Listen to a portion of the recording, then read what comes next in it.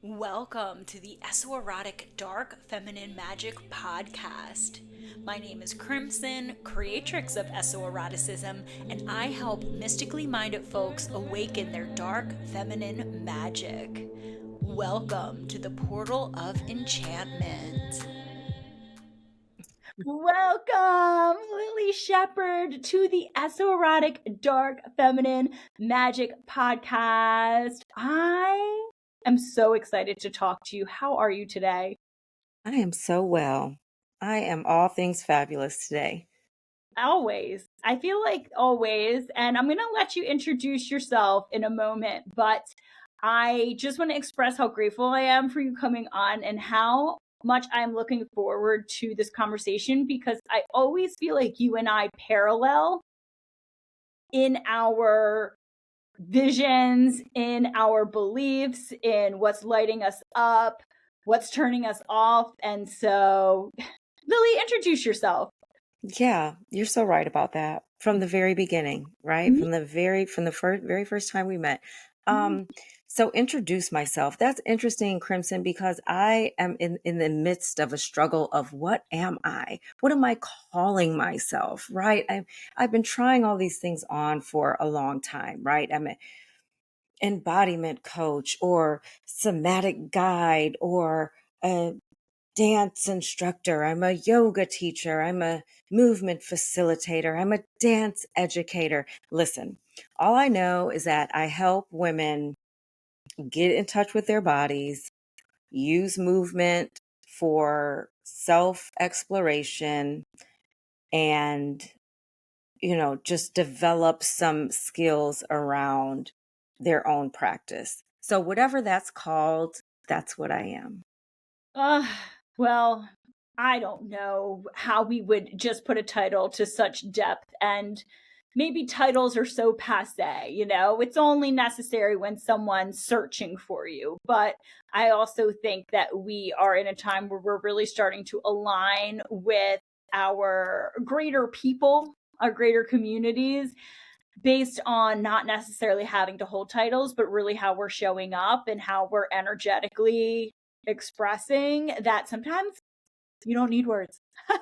Right, right. It's like, listen, let me show you, or let me just be me, and then you be you, and like, let's see what comes out of that rather than, the title. But I mean, I am going to have to figure something out eventually, right? For, Yeah. the gram and the web and all of the places. But for now, I don't know. It's a work in progress, as it has been for many years.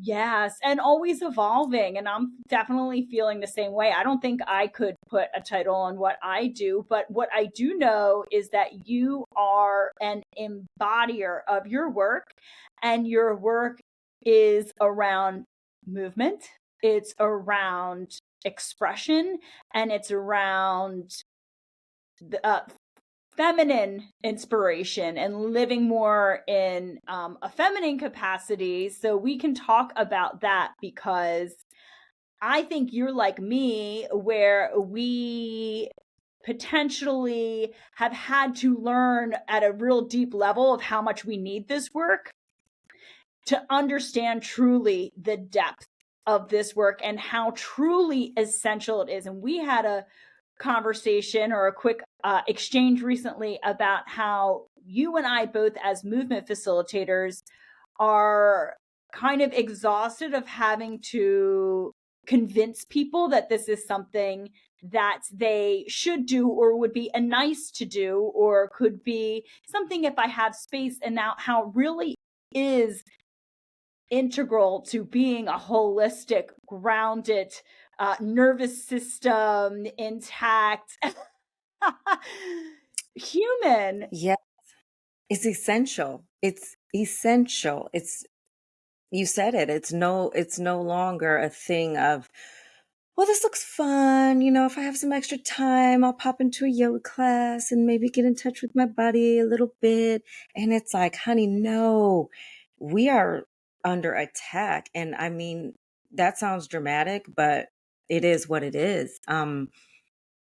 The way that society is moving right now, the way that things are happening, everything is pointing towards a further disconnect between us and our knowing and our bodies, right? Everything is data points, everything is algorithmic, everything is I'm going to recommend based on this, everything is, satisfy the algorithm, create an echo chamber so that you're only hearing, what you already believe to be true.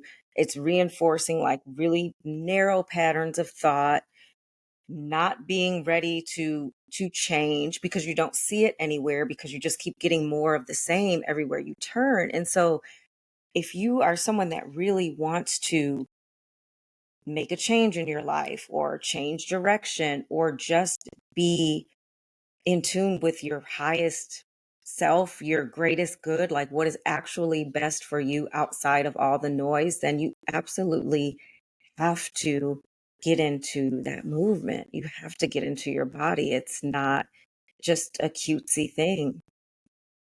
Yeah. Yeah. I think it's so much easier to convince people to show up for themselves in their body when it is based on some form of discipline versus devotion, or some kind of external gains versus internal gains. If it's something that can be projected into a screen and shown on social media, for instance, there's a lot more, I think it's a lot more ease in convincing someone to show up versus I just need you to do this thing that no one's going to know that you're doing. Um, Yeah, there's a battle between like truly movement being done for some type of external and some kind of almost pain versus some form of pleasure and internal. And we feel like it's less than, when truly that is why we're in the state we're in. It's because we're always putting emphasis and giving our time to things that are outside of ourselves. absolutely. It's the honey, you're working out. Are you working in? We need to be working in. You have no idea how many people say that to me when we first start talking about, well, what is your movement practice like now, right? Before we start working together. Well, I work out. I run, I lift weights, I go to Pilates. And I'm like, okay, that is all great, but that's all achievement based. That's all, you know, outward exertion, to get to a goal. Well, why are you doing that? What's your mind doing while you're doing all of that? Well, I'm trying to get to my goal weight, or I'm trying to lift this amount of weight, or I'm trying to run this distance. And it's all of these quantifiable things. And it's hard for people, especially I know like women like myself, I'm sure you know this too, as an ambitious person, we want things to be quantifiable. We want like, well, how is this helping me? How can you point to, if I do X, Y is going to happen? What's my ROI? How do I know this is working? And so to be able to kind of let go of the need to have all that control of the process is major. It's been a major part of my process in just approaching life in a more feminine perspective, right? Is like relinquishing that and understanding that because I need to feel that control so badly, that's probably why I need to do this work, right?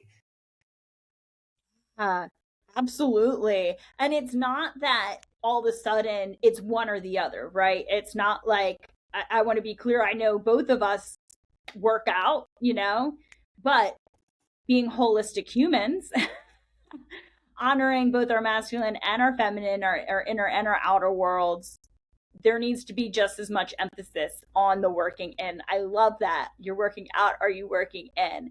And your preferred modalities are dance, yoga. Hmm. Yeah. Dance, yoga. I use breath work from time to time, but dance mostly I infuse a lot of yoga, a lot of the asanas maybe, and a lot of the yogic philosophy into dance because it's for me just so freeing and so fun and so playful. And it doesn't have to be anything. I mean, yes, sometimes we do movement sequences, or there's a pattern, or there's a choreography, or there's something that you have to, that you're invited to learn and perform. But it's not always that way. Dance to me is just, there's so many different types of dance. You could be dancing socially, you could be dancing, all of these different styles. You could just be vibing and improvising. So dance to me is the most kind of accessible way to get into these like somatic practices. Oh yeah, and people will say, "Well, I don't dance." We all dance. That's like, it's not just because you weren't raised a dancer or taking dance classes. Dancing is so open ended; it can be expressed in literally countless ways, and that's why it's also so accessible, because you can find your own stylistic preference. Do you like a Latin style dance? Do you like a floor fuckery, right? Do you like a sensual movement? Do you like something that is more like a yogic flow, but that has like the rhythm and the dance qualities to it? Do you like, Yeah. Do you you like to know just be awkward and jump around off beat and thrash about? That's all of something the too. valid, absolutely valid. And I love that there's a lot of studies coming out, and I'm sure that you have heard of these, of how dance is actually can be more effective than any other. Yeah, you know what I'm saying? Absolutely, absolutely preventing dementia, all of the things. I mean, there's so many. Depression, anxiety. Yes, More, they're saying that it's more effective than some medications, and that it is beyond more effective than meditation, than talk therapy, than all of these other things that we've been kind of prioritizing. because we've been doing it since the beginning of time. It's an ancient practice. It's always been the way. It's always been the way. And now it's kind of like we see versions of it, right, in dance studios and dance classes and in performances, and we, that's a whole nother side. That's a whole nother skill. That's a whole nother training. But just being able to move your body as a way to express yourself, and as a way to process emotions, and as a way to connect to a higher power, and as a way to grieve, and as a way to, I mean, there's just to build up your sexual energy. I mean, we've been doing it from the beginning, you know? Think about the ancient spiritual practices, dance. You know, it's a relearning, and I know that you dance professionally, but Different things, completely different things. It wasn't until I I had a really tumultuous time in my personal life that I even looked at dance as a healing modality, as something that could connect me to my internal knowing better, as something that could point me in the right direction. For many years, I only looked at dance through the lens of performance and training. And I'm so glad that that happened. Isn't it crazy? That was one of the worst periods in my life. But what came out of it was like, wow, this thing that's been a part of my life this whole time, that's always been available to me, I have like flipped it on its head, and I'm looking at it totally different now. And I'm realizing that, wow, this is actually helping me in my life. Fuck a stage or an audition or whatever it is we're doing. This is my actual real life. And this is helping me to become stronger, to become more resilient, to alchemize all this pain that I'm feeling. This is incredible. yeah. Actually, this could be really helpful for us to go more into, for anyone who's listening and is like, you're saying words, but I'm not really understanding. what happens when I dance. And I also have a theory before we get into that, is that we all, when anyone begins any kind of feminine practice, and let's talk dance, that we are defaulted because of the society we live in to switch it to be masculinized in some way. So I always use the example of pole dance. We're lured in because, oh my goodness, like the taboo, the sexuality. If you're not drawn in to pole dance because of like the taboo sexuality energy of it, why the fuck are you pole dancing? You could be doing CrossFit. There's literally, or any other style of dance. So, but here's the thing, we enter into it and we feel sensual for the first time, and we start to feel embodied and turned on. And our immediate reaction, instead of let's hold on to this like dance component of it, is let's start figuring out how I can trick on this bitch. How can I learn how to do tricks, go upside down? How can I make my dance rigid? And like there's this style of pole. I know you know a little bit about a pole, but it's like a hard style, and that's very gymnastic driven and all of this. And so some people choose that versus the tricks, but somehow, and then levels, and okay, I want to get up to level 2, 3, 4. Okay, I want to start competing. I want to start performing. And we take what we were drawn to, which was this embodied, sensual, sexual feeling and expression, and we just completely turn it on its head, and we create another burden out of it on our bodies and on our energies, and it's like a depletion.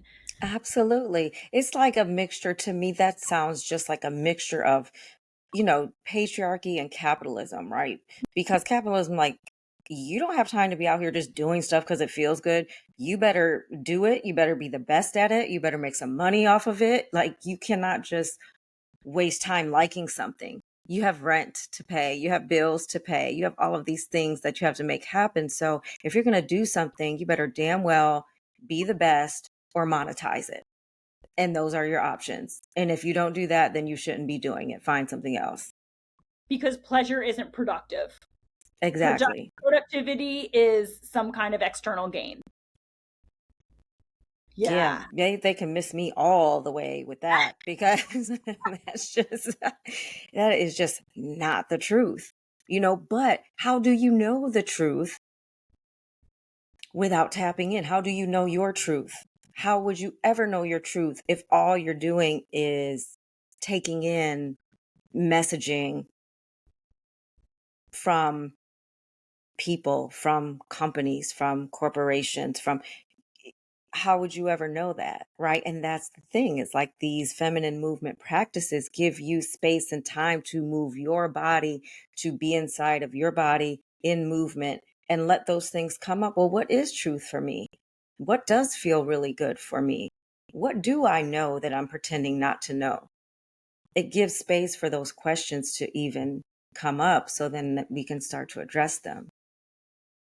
Yeah, that was what I was gonna lean towards, is for people who were like, I need you to actually put words to why I should be prioritizing working in over working out, or equal to, is what I'm going to say, equal to working out. But I'm going to say more than, because we are in our masculine energy in our jobs, in society, whether you're raising families, whether you're up the corporate ladder, whether you're whatever, surviving capitalism, whatever, we are required to be in our masculine energy, and to choose, and we need to care for our bodies, so get your workout on. But it is, to me, essential to give a priority to the feminine. If you don't like the fucking patriarchy, and if you don't like the toxic patriarchal systems that are very much loudly, I'm hoping, imploding right now, but who are really showing their true colors right now, if you don't like these controlling systems, whether it be government, whether it be, the Hollywood structure, whether it be religion, whatever it is, then how is you feeding patriarchy helping the situation? What we need to do is Yeah. feed the feminine to counterbalance it. So And what we are some don't know we're doing it. A lot of women are upholding these structures without even knowing. that part? That That part. part.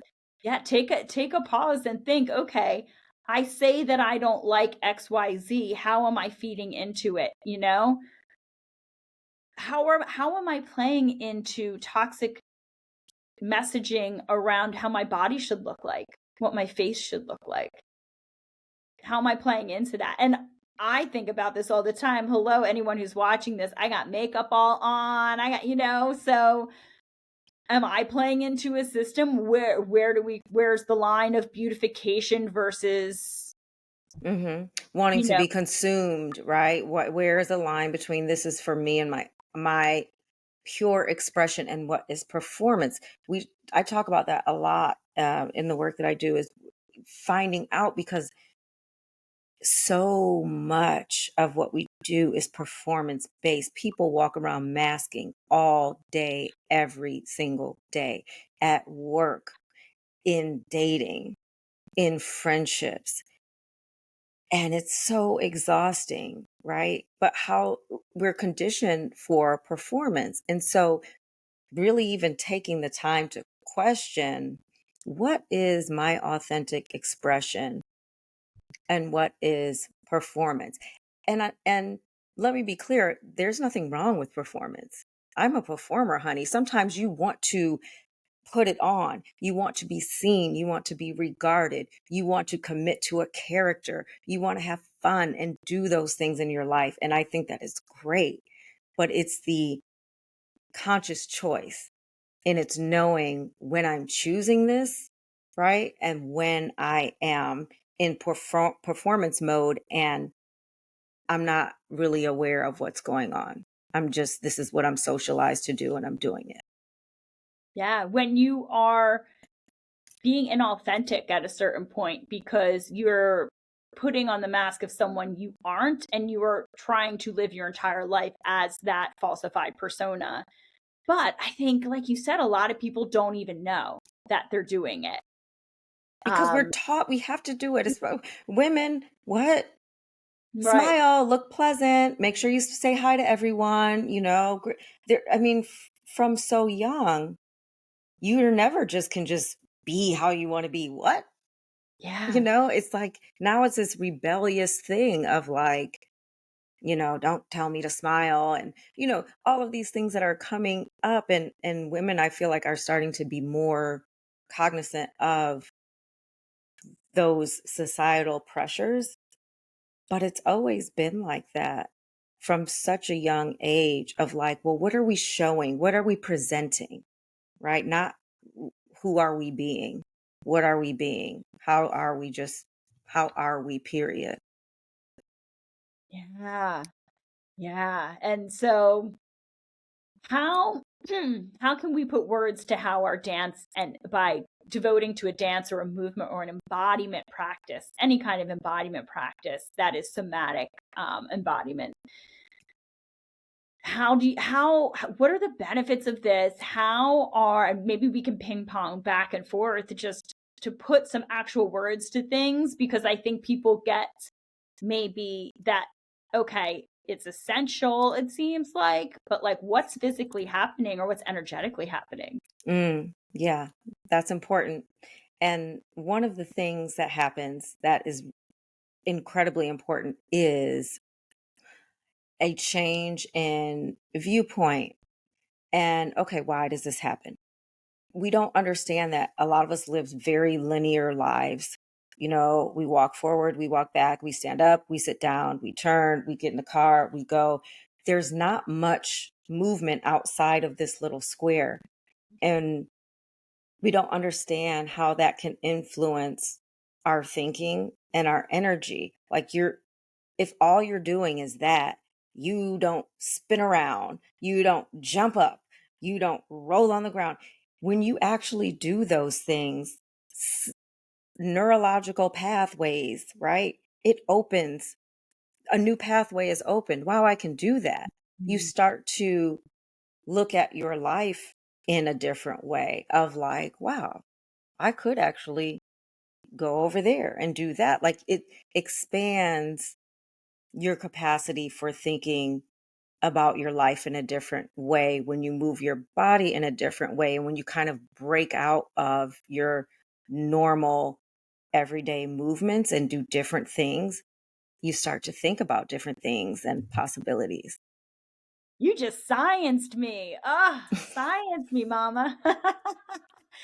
And in the same way, we can think about how if we can move our bodies in different ways, especially intentionally around potentially something that we are trying to move through or into, that we can actually tend to our nervous systems.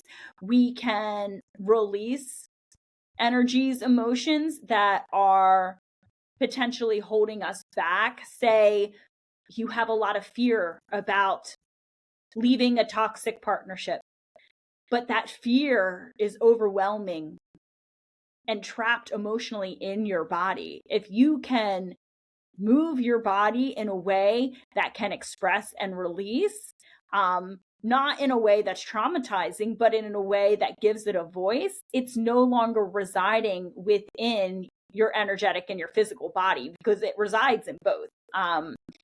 Facts. And in the same idea, if you then need confidence in order to leave said relationship, how can you express confidence in your body to get your nervous system used to feeling that energy? And so I love that you brought up the linear and nonlinear because we are so linearly programmed that we expect linear progress, that we know what the next step is.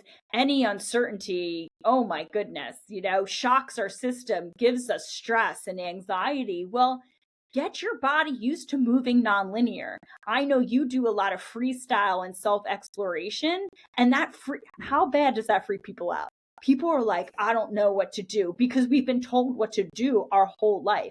I promise that if you devote to a nonlinear practice where you're expected to move in unexpected ways, self-guided, not being told, having to pivot to shift, you will get your nervous system used to that feeling, getting accustomed to then bringing that comfortability to your life when you have to pivot, when you have to get uncomfortable, when things become unknown. Absolutely. And one of the most simple prompts, is just like, well, what wants to be expressed or what wants to be seen in me? And just move from there. What wants to be expressed, what wants to be seen, and just go. And it people have a misconception that, okay, what wants to be expressed? This and that, this and that. That you're going to start doing these big dramatic movements. No, anything. Movement is movement, right? I'm sitting here, move my pinky finger. Maybe that's what needs to be seen right now. I don't know. But it doesn't have to be like this big, grand thing, right? And you were talking about confidence, and I'm a big fan of moving affirmation. I tried for the life of me to affirm my way into thinking more positively about myself, right? It did not work. I was like, this is bullshit. I don't believe it. Everything is saying I'm supposed to say these things, and I feel nothing. Like, what's wrong with me? I don't feel anything. And by pairing affirmations and like states of being with movement, okay, I feel what this is actually supposed to feel like. I can start feeling like this, right? And then I can have something to come back to if I don't feel that way. Oh, well, when I do this little thing, I know it brings, I'm reset, right? And so it's so important. You have to have the state of feeling. The state of just knowing sometimes is not enough. It's not enough to say and like, okay, I believe I am beautiful, confident, and so cool, But like, if I start saying I am beautiful, confident, so cool, I do a little something and keep doing it and keep doing it, it takes root. And now I feel it. And now anytime I'm somewhere and I don't feel that way, I can go back to my little movement and I can start to feel it. And it's crazy. People look at me crazy. I do these things. I mean, in real life, this is not podcast talk. Like I do these things in real life, and I'm lucky that I'm at a place in life and at an age in life and where I'm like, honey, I'm well resourced and regulated over here. So what you think of my little two-step in the HEB aisle or, you know, wherever I am is not my concern. Yes. I think bringing it back to the science, which I'm not a very scientific person, I'm more of a magically inclined person. I like to explain everything through magic, but since, they're intertwined. But the communication that happens between the brain and the body, it's 20% brain to body, 80% body to brain, meaning the body, what you're actually feeling and experiencing in the body is more influential to the brain than the opposite, meaning that it's actually a stronger amplifier of intention in your body. Absolutely. And also, like, 96% of what's happening in your body is happening outside of your consciousness anyway. It's just happening. You're not even aware. So just being able to tune into that little bitty percentage that you can, that internal data, like, because it means something. There's a lot going on in there. And if you can start to use that, right? Why aren't we using that? We have all this information, but yet we don't want to pay attention to like the actual greatest form of technology that is like our bodies, that's like we have access to, right? It just takes a bit of attunement to it and just finding the right practices that make sense for us. For some people, it's dance, it's yoga, it's walking, it's stillness, it's meditation, it's pole dancing. It could be, everyone has their thing, but we got to find something.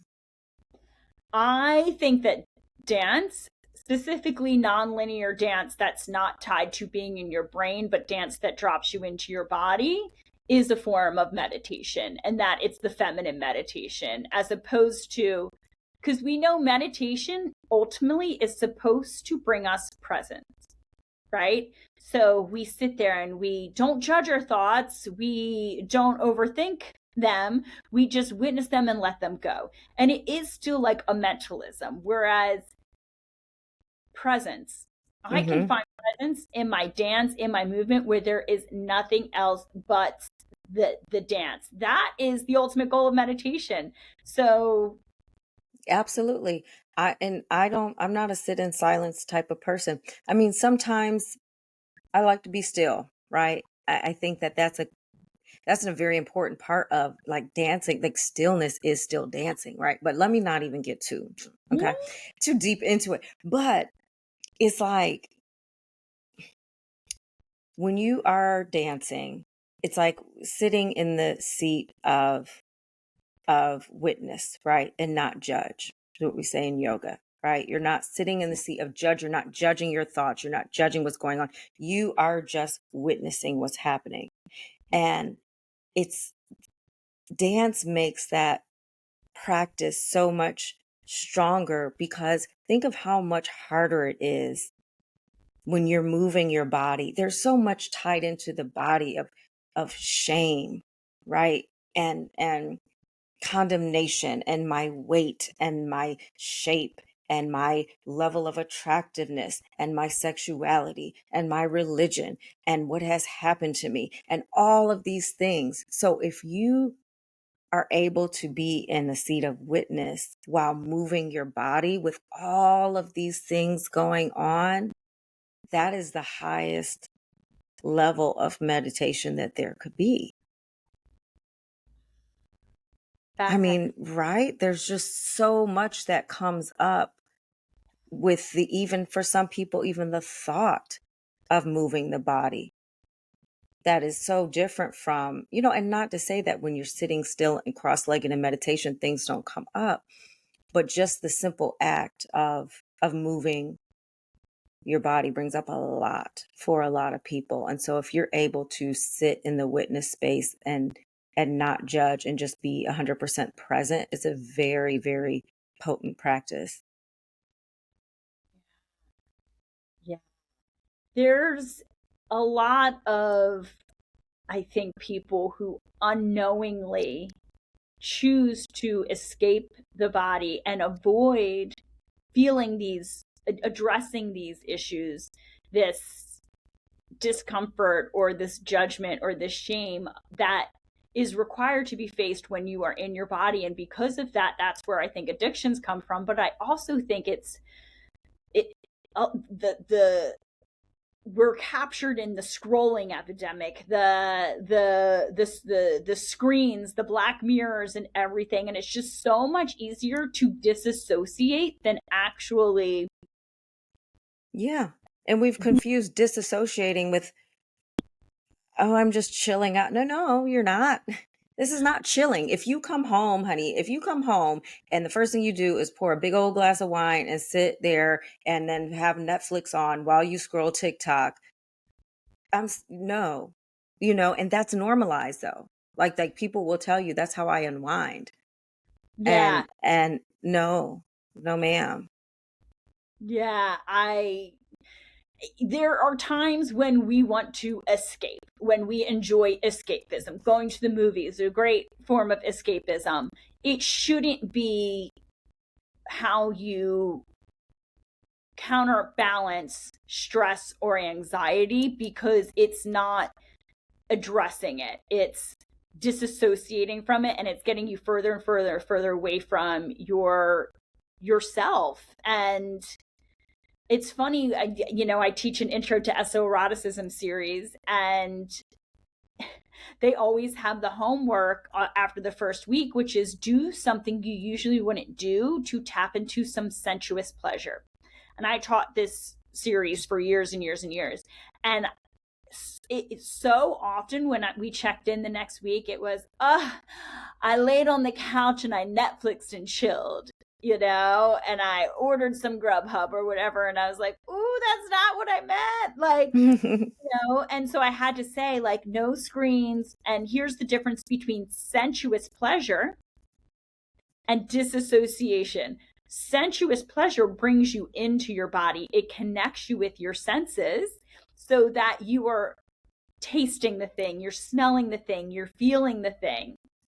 Whereas a Netflix and chill, and listen, I Netflix and chill, we all Netflix and chill. We're not fucking monks up in here, but it's like that is, you're feeling as you're connected to another storyline. You are feeling through someone else and you're not moving through your own life and having your own embodied experience. It's disassociation. You forget your troubles, you don't have Right. to exist in the reality where you don't like yourself, or you don't like your job, or you don't like your spouse, whatever.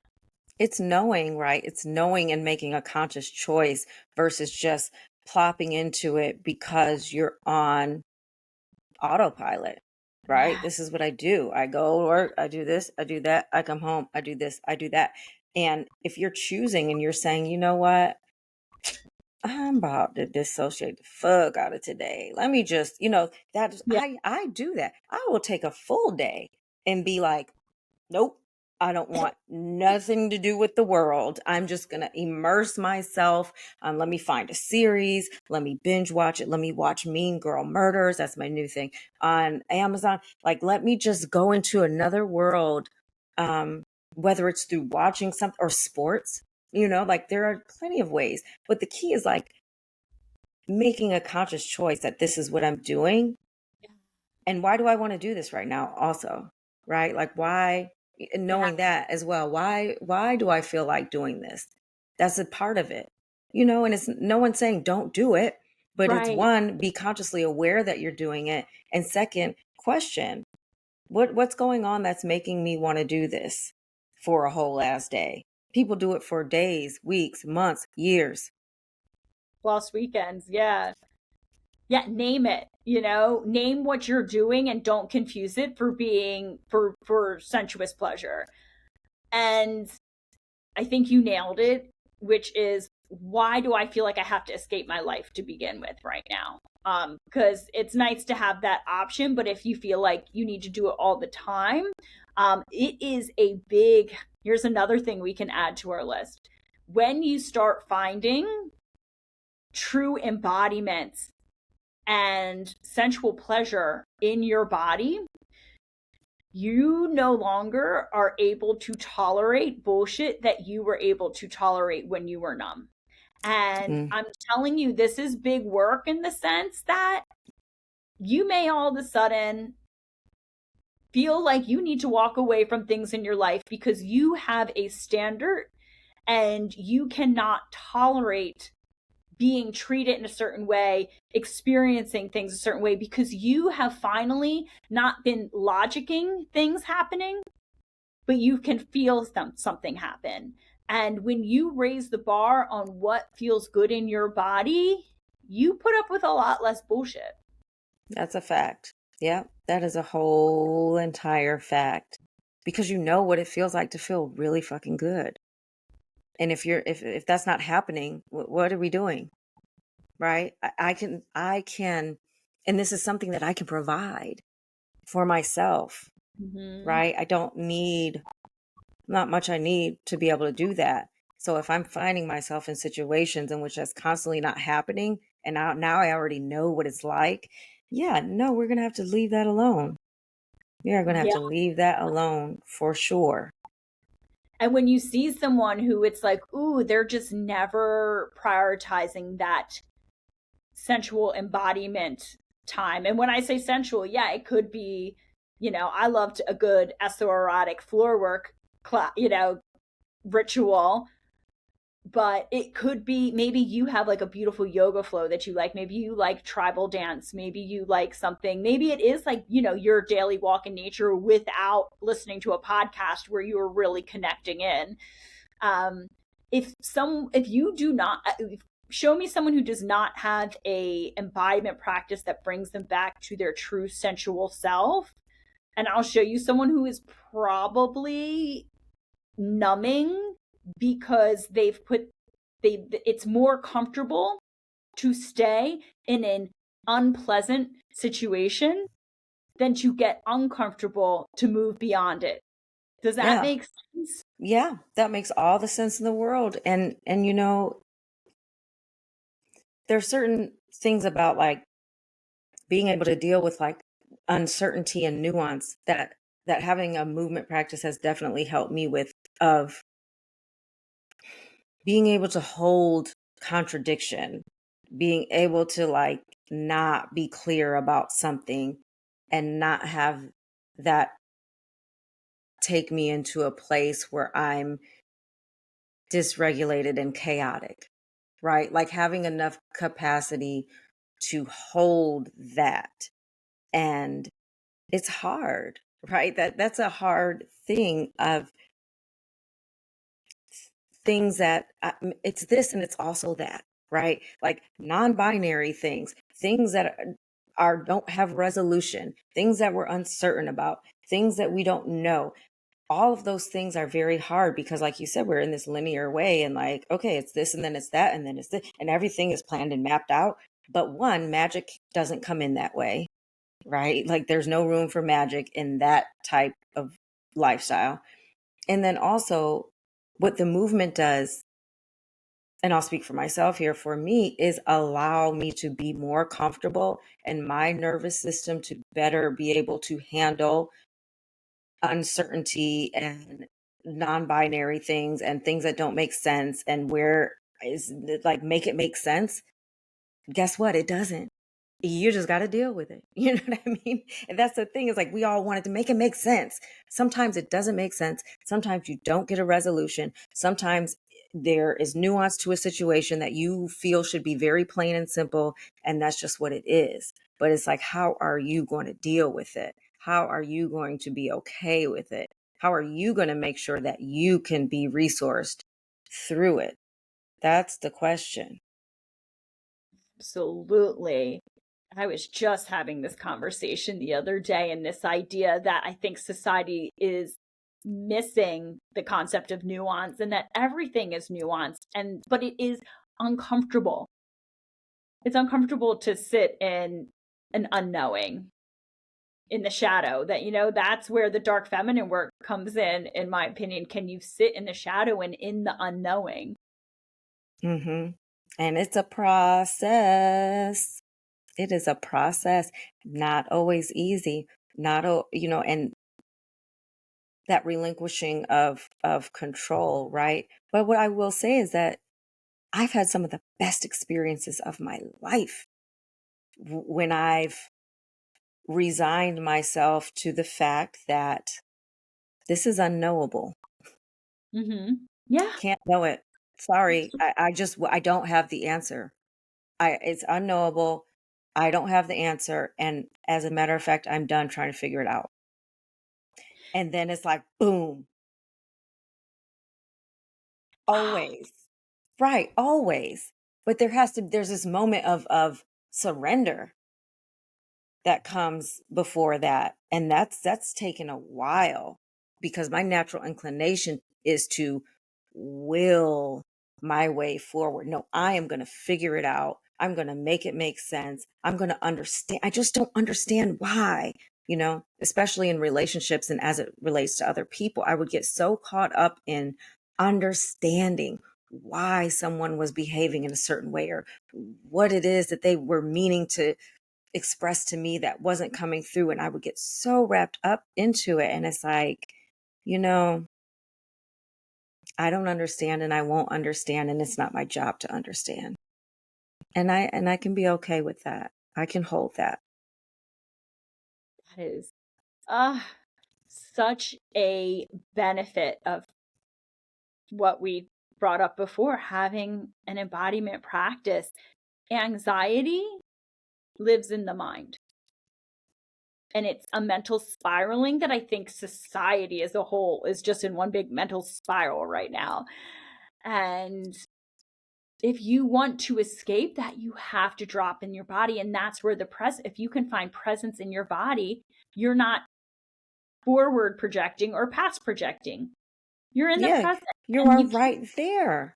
You're right there. And I always say that my work is not about managing anxiety, it's about increasing capacity, right? Like, I don't want to manage your anxiety, but I want you to have the capability to be able to hold all of these unknowns and nuanced things and things that don't make sense, and big leaps that you want to make, and just have the ability to hold it without crumbling. And that is the thing, because we can manage anxiety all day. It comes up, manage it. It comes up, manage it. And it never leaves you. It's just managed, right? And it's like, no, don't. I want to do a little better than that. What a ruse. What a ruse of society to condition us to believe that our logical mind is where our value lies, in what is of most essential to tend to. Because when we believe that, when we disassociate, when we disembody, we live in a very narrow space where we're very easily manipulated and controlled, because we're fear based, we're anxiety based. We don't think we're capable of big things. We're not releasing things that happened 10 years ago. We're just these very easily manipulated little humans Hmm. who are just brain spiral, Yeah, and that's the plan. I mean, don't let me get all too deep into conspiracy theories and whatnot, but that's the plan. What? I mean, it's just extract the data, you know, give me more of what, okay, I like this, but just because I like this, maybe I like something that has nothing to do with it since over there, but I'll never see it because the algorithm says I like this. So now it's going to show me this, and I'm only going to think this, and I'm only going to hear about this. And, it's designed to, yes, really keep you thinking small, um, to reduce everything into data points, to reduce nuance, your capacity for even understanding nuance, to make everything binary.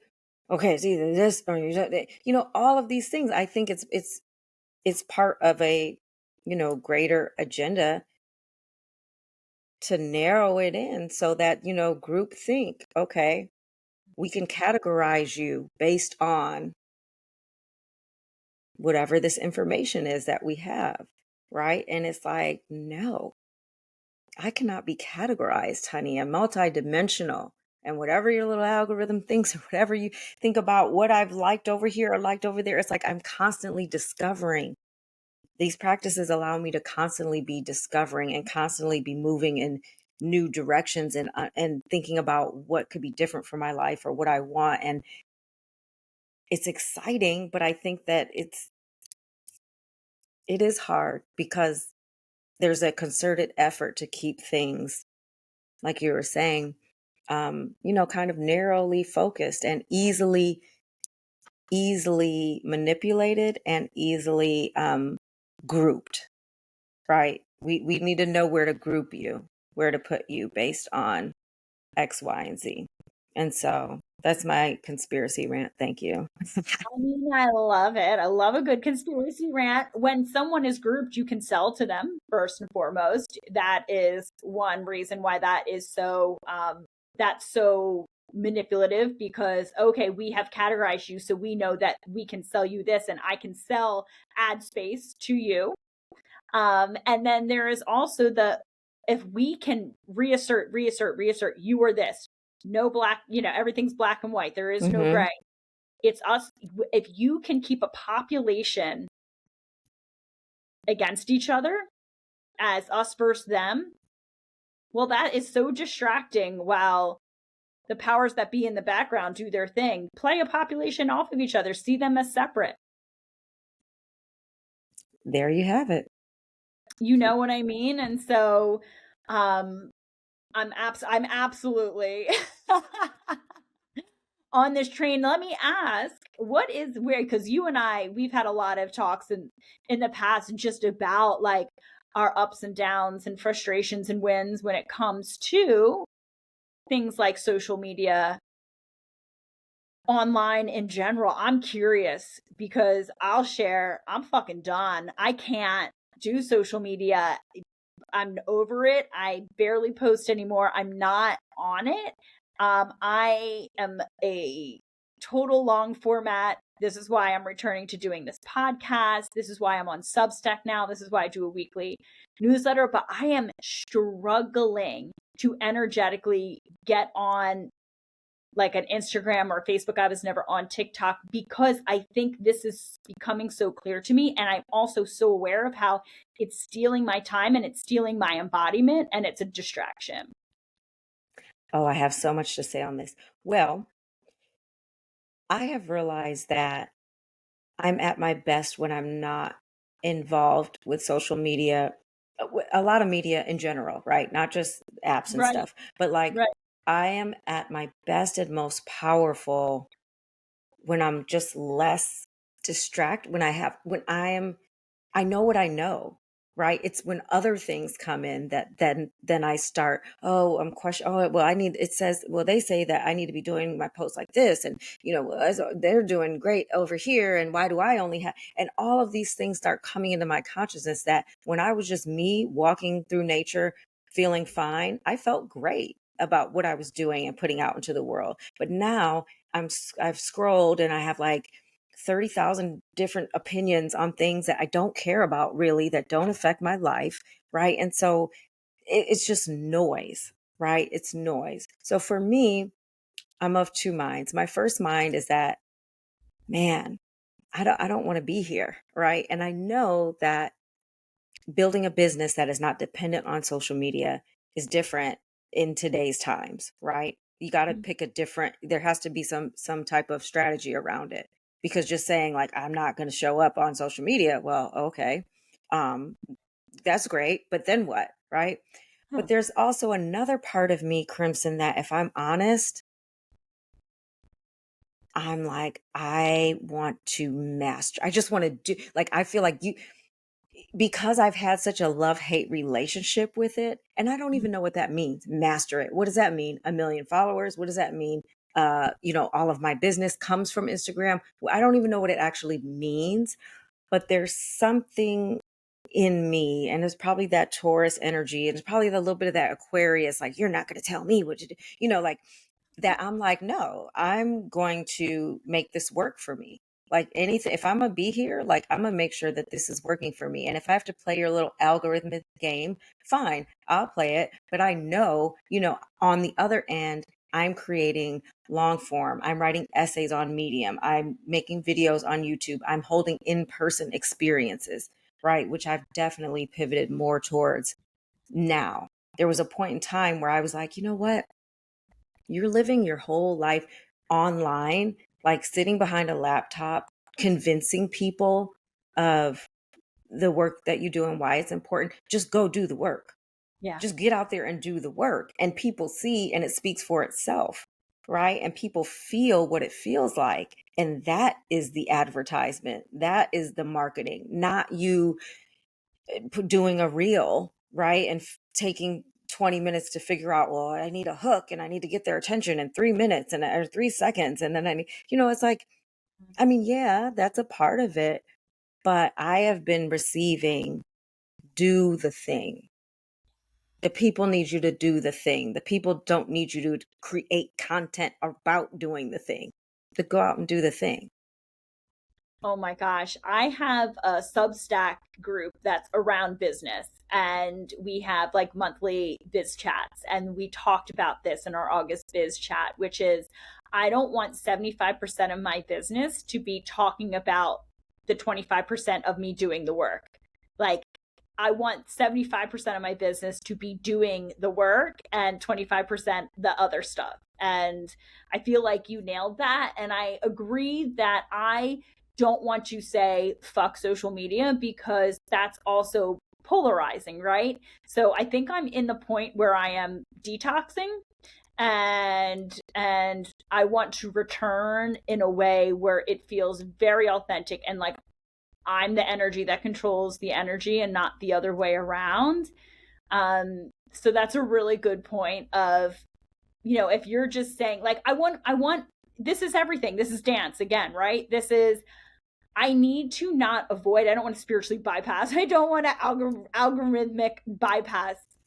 There is a challenge in having to move through, Mm. and not just around. And so, can I find a new way to engage with it in a way that feels authentic and not icky, and not feeling like I have to, I guess, cater to something Yeah. that's not me? Can I stay on?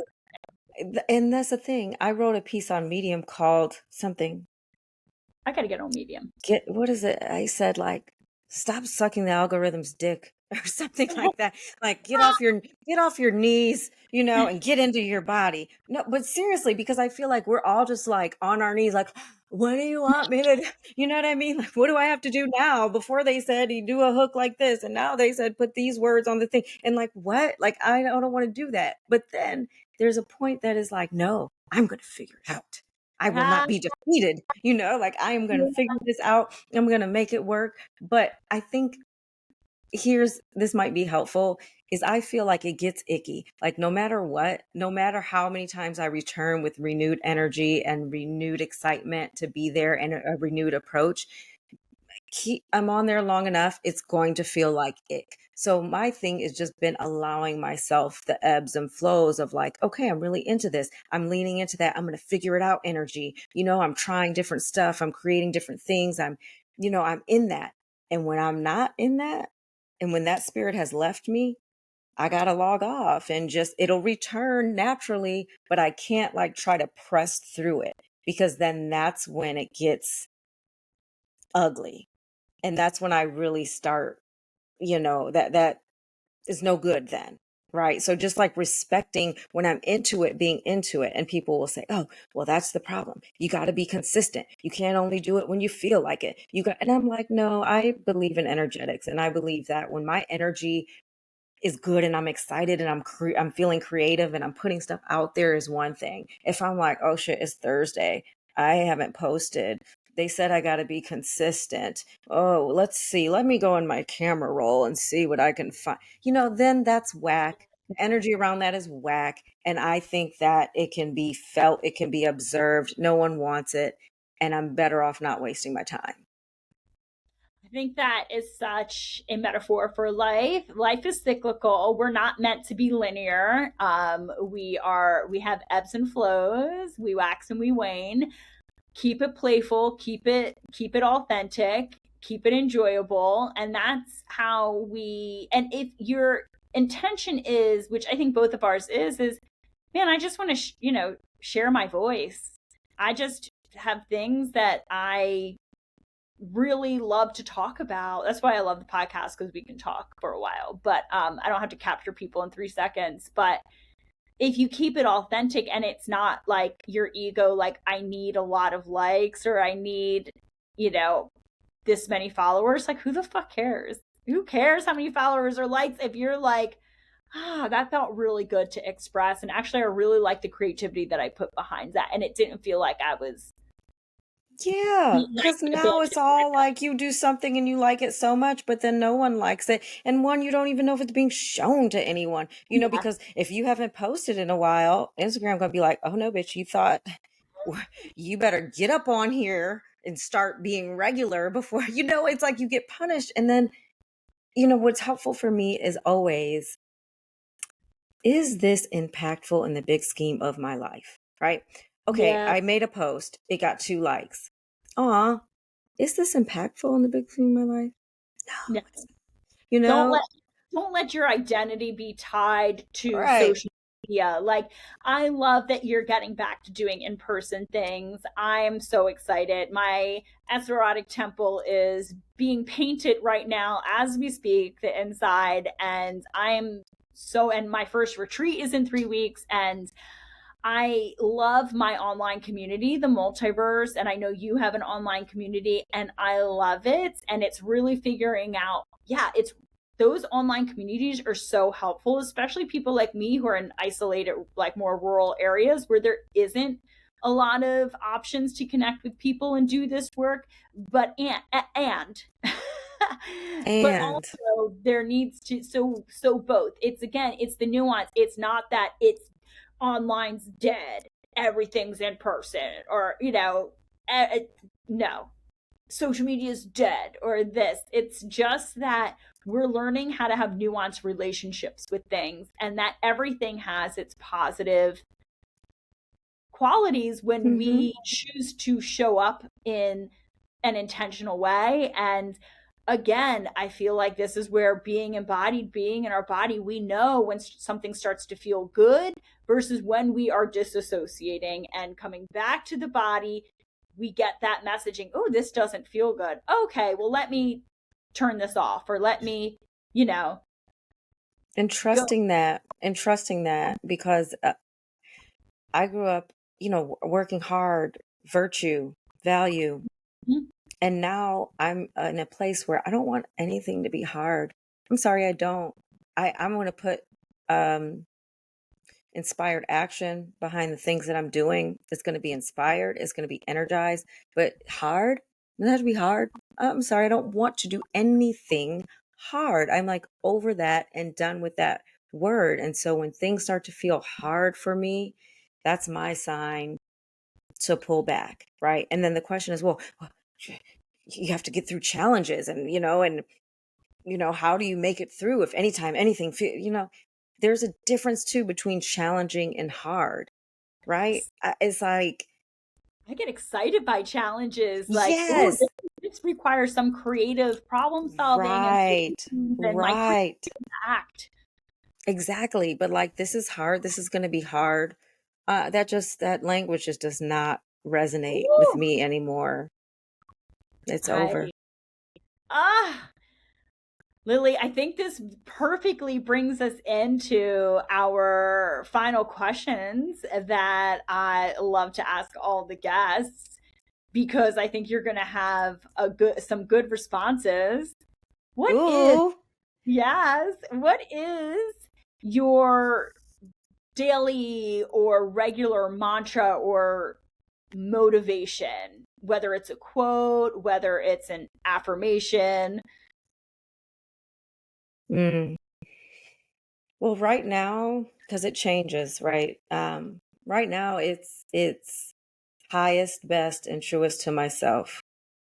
Highest, best, and truest to myself. Like, what is highest, best, and truest to myself? Because when I started using that mantra, I realized how often I stop short of highest and best and truest to myself and kind of settle for kinda ish. Like, no, is this the high? Like, I'm only entertaining the Ooh, highest, best, and truest to myself. And if it's not falling into that category, we are not doing it. Is this the highest choice? Is this what's best for me? Am I being truest to myself? Okay, if I can answer yes on all three of those, let's go. If not, we need to pull back and let's think about it a little bit. and well, after hearing that, I feel so honored that you agreed to do this podcast. It's a real thing, though. I mean, if you really start thinking in terms of that, it's like a lot of things are not that. They're Right. like, "Oh, kinda, I think it could help, it could be, okay." But it's not, no. Highest, best, and truest to myself. That is so helpful when living an intentional life because we can lose. I don't care.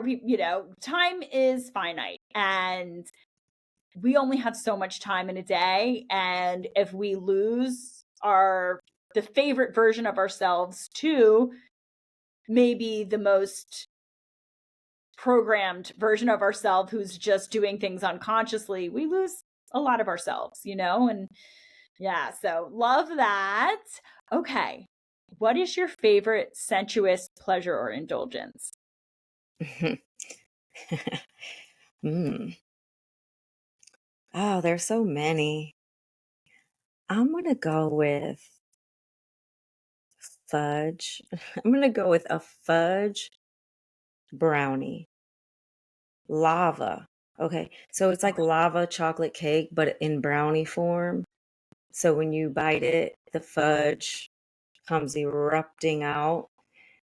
And then there's ice cream, cold, cold ice cream. And there's like a beautiful, like, teaspoon. So it's really small, so you can only get a little bit at a time. And you got to scoop up that ice cream with that lava cake. And, I have on red lipstick and I part my lips and put that spoon in my mouth. And it's, it's my pleasure. That is Ah, my pleasure. I felt that. And that just made me really miss being in Austin with you because you and I used to go out to eat and Oh, have yeah. drinks. And that's one thing I love about you is that you also love to eat and love to have a Yes. drink and love to be just to be like in a sensuous environment. So I great love answer. to savor. I love it. I know. And we've had some fabulous meals over the years. And what does it mean to you to live in your dark feminine magic? And I know that you're aware of what the dark feminine is, but just to bring it back to the topic of the podcast. Hmm. I think I would say alchemy, like the ability to take the things that are, my rage and my jealousy and, my disgust, and be able to, usually through movement, channel that into something. Like, it's not sitting there to destroy me. It's for my benefit. And now I know how to take it and make it something beautiful and like use it as fuel for the things that I actually want. Like to me, I feel super powerful and in my dark feminine when those feelings hit me, and it doesn't cause a like I expand, right? It doesn't cause me to shrink or feel bad or feel any kind of way. When I feel it now, it's like, oh shit, this doesn't feel good. But you know what? Something's coming, and I can turn this loose in another direction so that it serves me. I love that you brought it back to yet another benefit of movement and embodiment. And to me, this is part of like living in magic is not being a victim and recognizing shit happens to people. And obviously, I'm not victim blaming. I'm saying that how can I take this experience and not let it control me, but me to take the medicine from it and to allow it to feed me and to alchemize into something greater. So I mean, Mm-hmm. there's no magician that would not believe that to be possible, or why are you even interested in magic? So Lily, so good. I just love you so much. I love Can you more, I you promise. know if it's possible? Yeah, we were talking before we started recording that Lily's going to come out here to the property, to the Damagia property here in North Carolina, and we're going to do something. So look out, friends. But I in the can't wait. meantime, it's going to be good. And we're going to have some good food, and we're going to have yeah, it's going to Can be we real get nice. this brownie? Like, You're going to get that brownie, we're going to have some nice wine. It's going to be a whole thing. But where can people find you in the meantime? people can find me on the good old gram, at body intelligence underscore academy. I can be found on YouTube, um, just by my name, Lily Shepard. I can be found on TikTok. I'm on TikTok, Crimson. Oh, I'm not, but you You get know to like, what? I like it because I don't care. I'm just yeah, on there, not caring. So you can find me on TikTok, and also at bodyintelligenceacademy.com. friends, check out Lily. Lily, I love you so much. Thank you for this wonderful conversation. Mwah. All And the we'll have you love. back on. Yeah, this will not be a one-time guest, I assure everyone. Love it.